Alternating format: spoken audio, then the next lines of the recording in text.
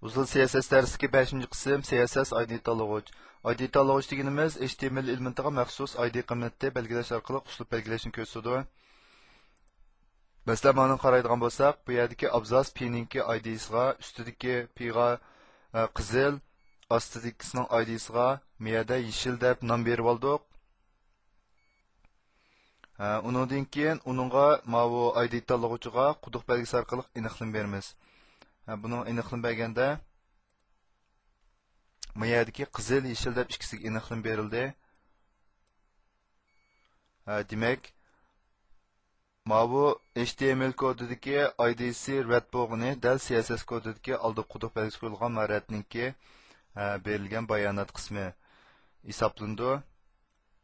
Buni tor ko'rgich orqali unumini ko'radigan bo'lsak, nima qilalatda ustidagi mazmun qizil, ostidagi mazmun yeshil rangda ko'rindi. Ikkinchi mazmun ID tanlag'ich va asli tanlag'ichning munosabati.